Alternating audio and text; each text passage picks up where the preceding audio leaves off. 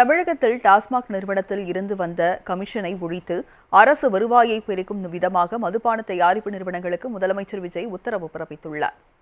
கடந்த ஆட்சி காலங்களில் மதுபான நிறுவனங்களின் வாயிலாக தயாரிக்கப்படும் மதுபான வகைகள், பீர் மற்றும் ஒயின் வகைகளுக்கு பெட்டி ஒன்றுக்கு ஒரு குறிப்பிட்ட தொகை அரசு கணக்கில் வராமல் தயாரிப்பு நிறுவனங்களிடமிருந்து தனி நபர்களுக்கு சென்றுள்ள விவரம் குறித்து தகவல் வெளியானது. இதனை தடுக்கும் விதமாக முதலமைச்சர் விஜய் மது வகைக்கு 90 ரூபாய், பீர் வகைக்கு 40 ரூபாய், ஒயின் வகைக்கு 20 ரூபாய் வீதம் மதுபான தயாரிப்பு நிறுவனங்களிடமிருந்து வசூலிக்க அதிரடி உத்தரவு பிறப்பித்துள்ளார். இதனால் டாஸ்மாக் கடைகளில் விற்கப்படும் மது வகைகளின் விலைகளில் எவ்வித மாற்றமும் இருக்காது எனவும் தெரிவிக்கப்பட்டுள்ளது. அதே வேளையில் இதை நடைமுறைப்படுத்துவதன் மூலம் அரசுக்கு உடனடியாக வருவாயாக ஆண்டுக்கு 1000 கோடி ரூபாய் கிடைக்கும் என்பது குறிப்பிடத்தக்கது. தமிழகத்தில் டாஸ்மாக் நிறுவனத்தில் இருந்து வந்த கமிஷனை ஒழித்து அரசு வருவாயை பெருக்கும் விதமாக மதுபான தயாரிப்பு நிறுவனங்களுக்கு முதலமைச்சர் விஜய் உத்தரவு பிறப்பித்துள்ளார்.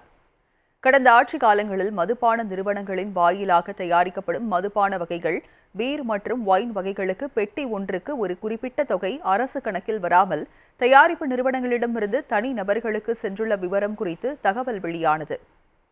இதனை தடுக்கும் விதமாக முதலமைச்சர் விஜய் மது வகைக்கு 90 ரூபாய், பீர் வகைக்கு 40 ரூபாய், ஒயின் வகைக்கு 20 ரூபாய் வீதம் மதுபான தயாரிப்பு நிறுவனங்களிடமிருந்து வசூலிக்க அதிரடி உத்தரவு பிறப்பித்துள்ளார்.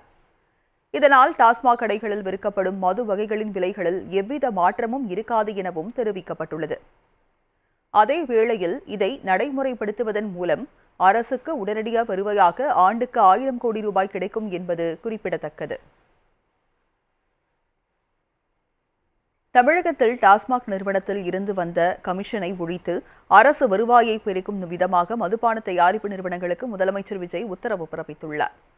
கடந்த ஆட்சி காலங்களில் மதுபான நிறுவனங்களின் வாயிலாக தயாரிக்கப்படும் மதுபான வகைகள், பீர் மற்றும் ஒயின் வகைகளுக்கு பெட்டி ஒன்றுக்கு ஒரு குறிப்பிட்ட தொகை அரசு கணக்கில் வராமல் தயாரிப்பு நிறுவனங்களிடமிருந்து தனி நபர்களுக்கு சென்றுள்ள விவரம் குறித்து தகவல் வெளியானது. இதனை தடுக்கும் விதமாக முதலமைச்சர் விஜய் மது வகைக்கு 90 ரூபாய், பீர் வகைக்கு 40 ரூபாய், ஒயின் வகைக்கு 20 ரூபாய் வீதம் மதுபான தயாரிப்பு நிறுவனங்களிடமிருந்து வசூலிக்க அதிரடி உத்தரவு பிறப்பித்துள்ளார். இதனால் டாஸ்மாக் கடைகளில் விற்கப்படும் மது வகைகளின் விலைகளில் எவ்வித மாற்றமும் இருக்காது எனவும் தெரிவிக்கப்பட்டுள்ளது. அதே வேளையில் இதை நடைமுறைப்படுத்துவதன் மூலம் அரசுக்கு உடனடியாக வருவாயாக ஆண்டுக்கு 1000 கோடி ரூபாய் கிடைக்கும் என்பது குறிப்பிடத்தக்கது. தமிழகத்தில் டாஸ்மாக் நிறுவனத்தில் இருந்து வந்த கமிஷனை ஒழித்து அரசு வருவாயை பெருக்கும் விதமாக மதுபான தயாரிப்பு நிறுவனங்களுக்கு முதலமைச்சர் விஜய் உத்தரவு பிறப்பித்துள்ளார்.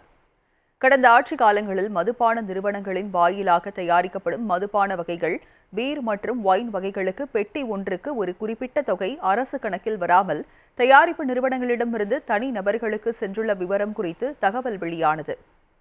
இதனை தடுக்கும் விதமாக முதலமைச்சர் விஜய் மது வகைக்கு 90 ரூபாய், பீர் வகைக்கு 40 ரூபாய், ஒயின் வகைக்கு 20 ரூபாய் வீதம் மதுபான தயாரிப்பு நிறுவனங்களிடமிருந்து வசூலிக்க அதிரடி உத்தரவு பிறப்பித்துள்ளார்.